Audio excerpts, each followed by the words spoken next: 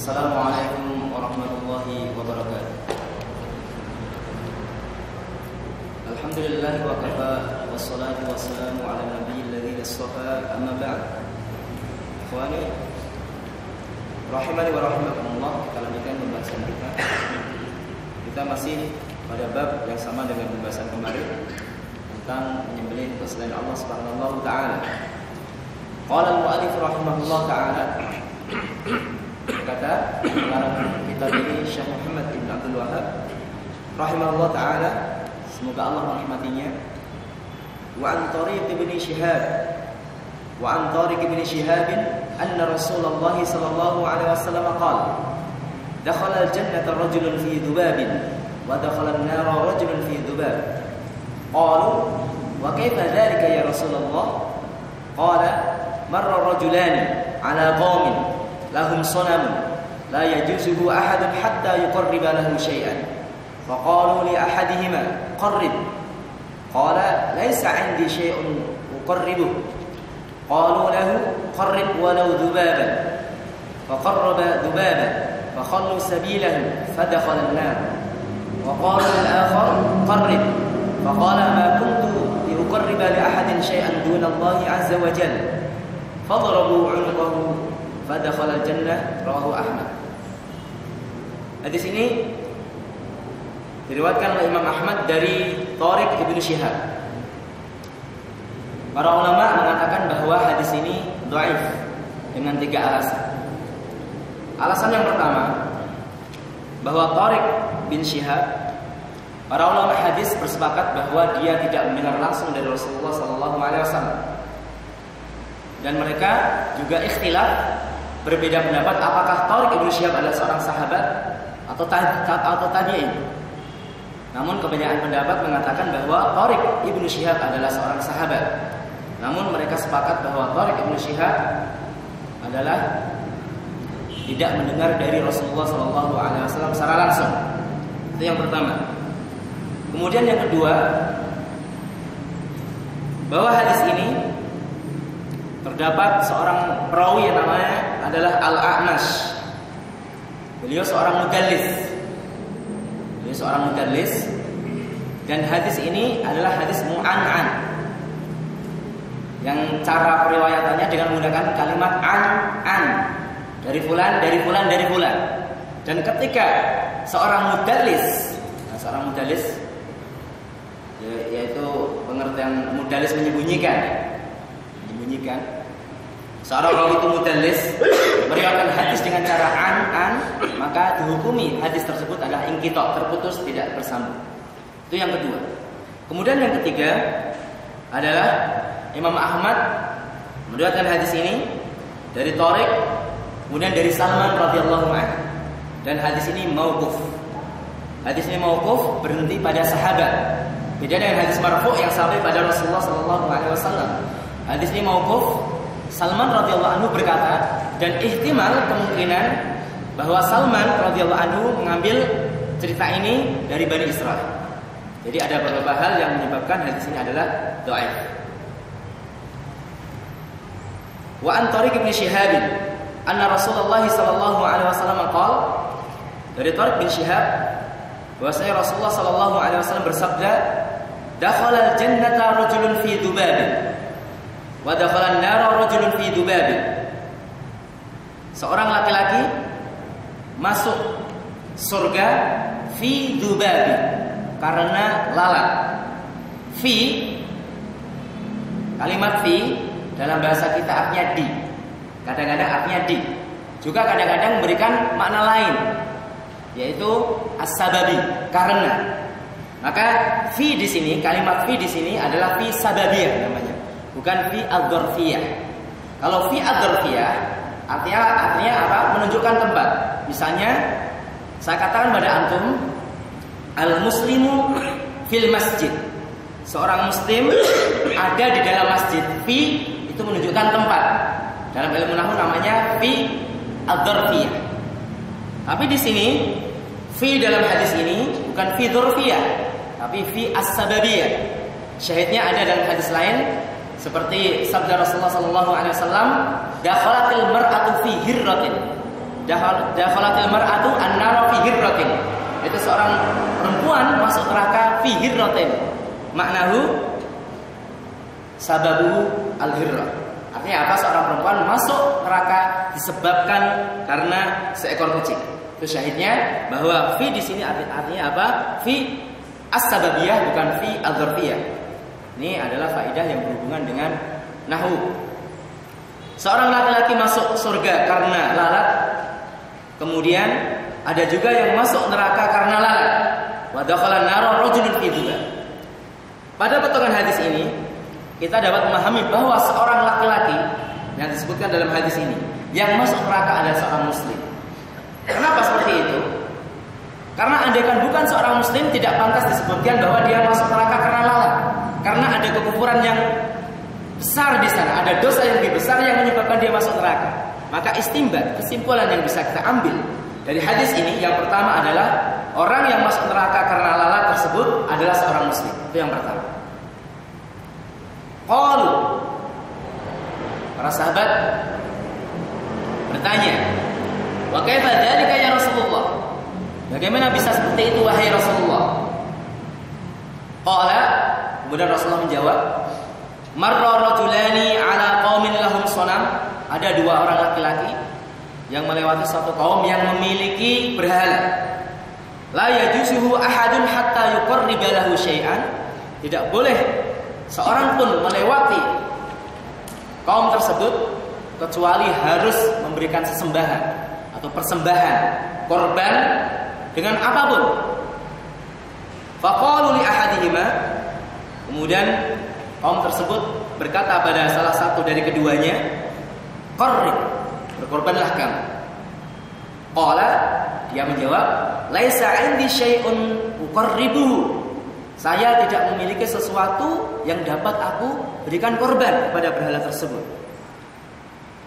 Qalu lahu, kemudian kaum tersebut berkata pada lelaki tersebut, qarrib walau dubaba. Berikan korban walaupun seekor lalat. Faqarraba dubaban, akhirnya laki-laki tersebut memberikan korban. Itu dengan seekor lalat.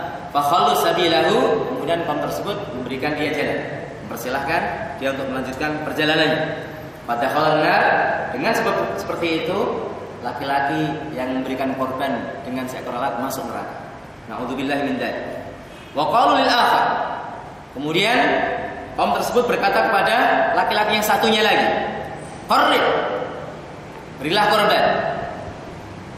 Faqala, dia menjawab, ma kuntu li uqarriba li ahadin syai'an dunallahi azza wa jalla. Tidak mungkin aku akan memberikan korban kepada selain Allah Subhanahu taala.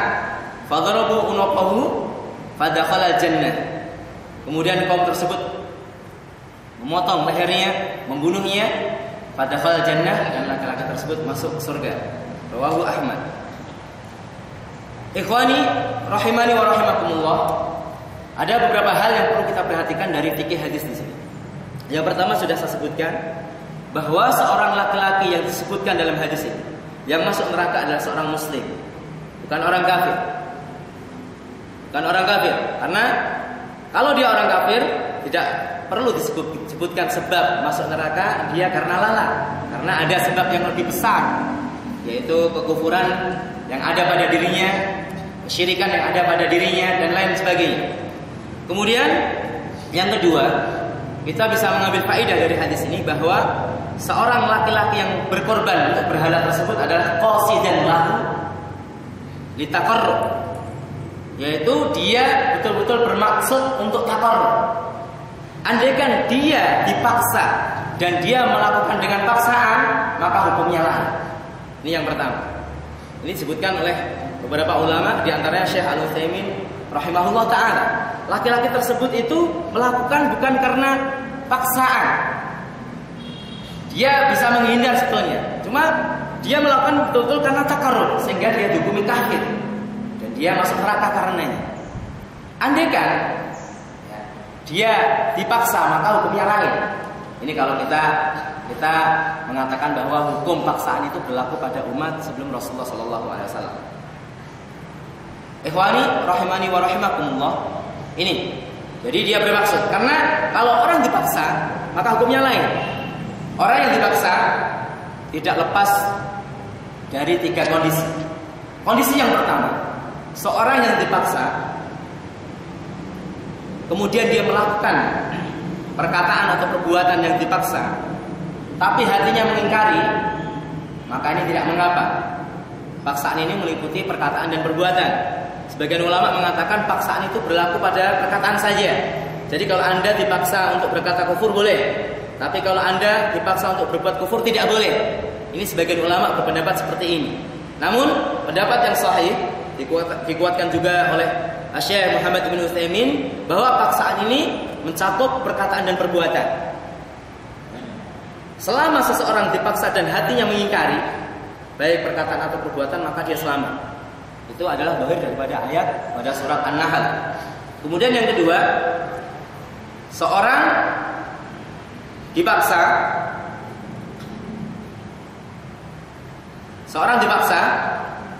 kemudian dia melakukan paksaan tersebut sedangkan hatinya ridho. Maka ini tidak boleh, jelas. Ini tidak boleh. Dipaksa tapi hatinya ridho dengan paksaan tersebut, ini hukumnya lain. Ini tidak boleh. Maka hukum pada waktu itu al-batin yuwafiqudz zahir, batinnya sesuai dengan zahirnya, maka hukumnya sama dengan zahirnya.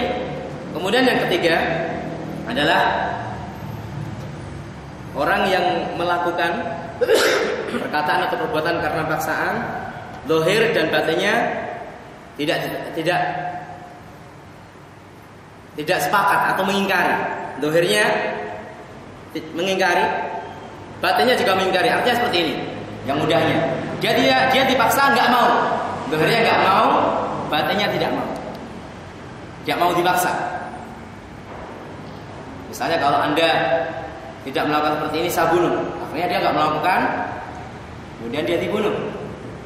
Cuma satu permasalahan, manakah yang lebih afdal antara kita mengambil rukhsah untuk menaati perkataan ataupun ancaman dari orang yang maksa, ataupun kita sabar. Di sana ada rincian, andaikan kemaslahatannya lebih besar kita sabar sampai kita dibunuh, maka kesabaran itu lebih afdal. Tapi kalau kemaslahatannya kita mengikuti paksaan tersebut, ya, karena kita mungkin seorang alim, seorang yang memiliki harta banyak, dengan kehidupan yang kita miliki, berlangsungnya hidup kedepannya kita dapat bantu orang lain ataupun dapat menyebarkan ilmu pada orang lain, maka di situ lebih afdal. Tapi kalau kesabaran itu lebih afdal, misalnya Imam Ahmad dipaksa untuk mengatakan bahwa Al-Quran itu adalah makhluk, dia bertahan dan bersabar, dan mungkin pada waktu itu lebih afdal karena dia seorang imam, bukan seorang awam, bukan orang umum. Andaikan Imam Ahmad mengatakan bahwa Al-Quran itu makhluk karena paksaan, kalau pada dasarnya boleh dia mengambil rukhsah, tapi ternyata beliau memahami bahwa ketika dia mengikuti paksaan tersebut akan memberikan madarat yang besar, karena dia seorang imam yang diikuti, maka dia memilih jalan sabar. Maka dalam hal ini kondisi yang ketiga, tidak sepakat dengan paksaan baik zahir dan batin, itu dilihat kondisi mana maslahatnya yang lebih besar, mana madaratnya yang lebih kecil. Kemudian ayat ikhwan, sebagian orang mengatakan bahwa hadis ini adalah dalil bahwa tidak ada udzur dalam masalah syirik akbar. Bodoh bukan merupakan udzur. Ini sering saya ulang pembahasan seperti ini, karena sebagai tanbih, peringatan bagi kaum muslimin. Sebagian mereka menggunakan hadis Tariq Ibnu Syihab, hadis masalah Dubab, seorang masuk neraka karena lalat ini, sebagai hujah bahwa orang yang masuk neraka itu karena kesyirikan mereka tidak diudzur walaupun mereka adalah orang yang bodoh. Ini tidak benar dari beberapa sisi. Yang pertama, hadis ini dhaif. Dan hadis dhaif tidak bisa digunakan istidlal, dalil. Kemudian yang kedua, di sana ada ihtimal. Kemungkinan yang pertama, adanya ikrah. Kemungkinan yang kedua, tidak adanya ikrah, paksaan. Jadi ada beberapa kemungkinan. Memang ada kemungkinan dia dipaksa, tapi kenapa dia tidak diudzur? Karena paksaan adalah merupakan rukhsah untuk umat Muhammad Rasulullah SAW. Hal ini dinyatakan oleh Syekh Saleh Al-Syekh Hafidhahullah Ta'ala dan salah satu ulama dari Yaman yaitu Syekh Abdul Hasan Al-Maghribi bahwa rukhsah itu adalah rukhsah dalam masalah paksaan adalah khusus untuk umat Rasulullah sallallahu alaihi wasallam. Istinbat dari hadis yang diriwayatkan oleh Ibnu Abbas radhiyallahu anhuma, rufi'a an ummati al-khata' wan nisyan wa mastukrihu alaihi. Diangkat dosa dari umatku apa itu? Karena lupa, karena salah, dan karena paksaan. Ummati. Nah, sebagian ulama di antaranya yang saya sebutkan mereka mengambil kesimpulan bahwa paksaan itu adalah rukhsah untuk umat Muhammad. Sedangkan umat sebelum Muhammad Rasulullah sallallahu alaihi wasallam tidak ada rukhsah. Walaupun mereka dipaksa untuk berkorban, kenapa kok masuk neraka? Karena tidak ada rukhsah. Jadi banyak ihtimal, banyak kemungkinan-kemungkinan, sehingga ada istilah idza wujidal ihtimalu batalal istidlal. Ini penting sekali. Idza wujidal ihtimalu batalal istidlal. Andaikan pada satu dalil itu ada kemungkinan maknanya, maka batalah istidlal, yaitu argumentasi dengan menggunakan nas tersebut. Apa kaidahnya? Bisa diulangi. Semangat.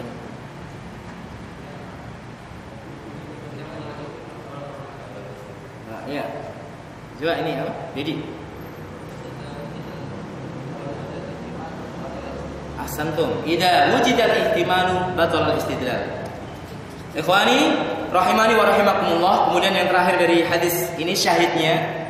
Apa yang bisa kita ambil kesimpulan yang sesuai dengan bab yang ditulis oleh Syekh Muhammad dalam bab ini, yaitu orang yang mempersembahkan sesuatu yang paling hina, yaitu seekor lalat dapat menyebabkan seorang masuk neraka. Bagaimana seseorang yang mempersembahkan sesuatu yang lebih besar? Persembahkan ayam untuk wali, persembahkan kambing, kerbau. Na'udzubillah min dzalik. Na'udzubillah min dzalik. Seekor lalat dapat menyebabkan seseorang masuk neraka. Apalagi orang berkorban dengan sesuatu yang lebih besar. Ini sangat bahaya sekali ya, akhi. Ya ikhwani. Ini adalah kesyirikan fenomena yang kita saksikan. Bahkan mungkin kita bisa saksikan di televisi acara-acara persembahan kepada jin, setan, penunggu laut dan sebagainya. Bisa antum saksikan.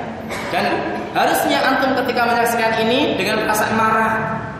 Itu bagian dari pengingkaran hati.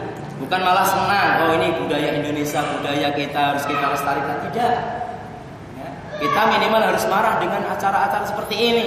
Acara kesyirikan diliput dan disaksikan oleh berjuta-juta orang. Na'udzubillah min dzalik. Na'udzubillah min dzalik, sekali lagi saya katakan. Ikhwani rahimani wa rahimakumullah. Kemudian sebelum kita akhiri, kita bicara sedikit tentang masalah ad-dzabh, yaitu penyembelihan.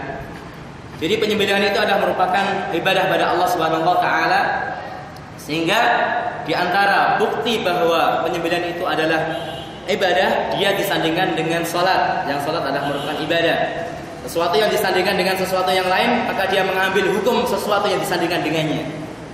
Berarti ad-dzabh menyembelih adalah hukumnya mengambil hukum salat, yaitu ibadah.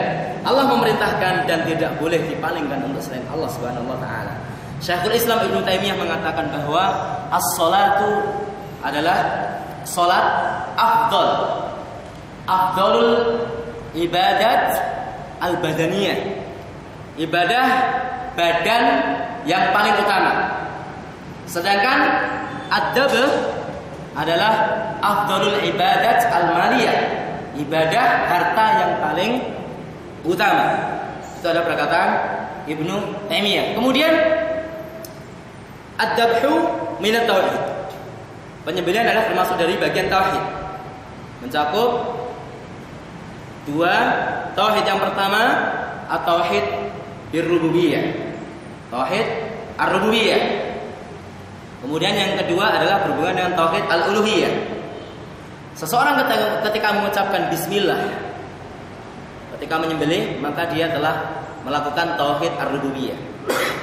Dan ketika dia menyembelih dengan tujuan ibadah pada Allah, maka pada waktu itu dia telah melaksanakan daripada tauhid al-uluhiyah.